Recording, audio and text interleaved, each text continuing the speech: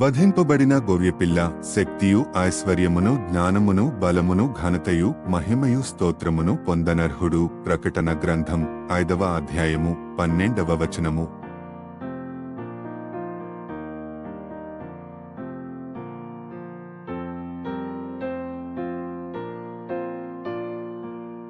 వధింపబడిన గొర్రెపిల్ల శక్తియు ఐశ్వర్యమును జ్ఞానమును బలమును ఘనతయు మహిమయు స్తోత్రమును పొందనర్హుడు. ప్రకటన గ్రంథం 5వ అధ్యాయము 12వ వచనము.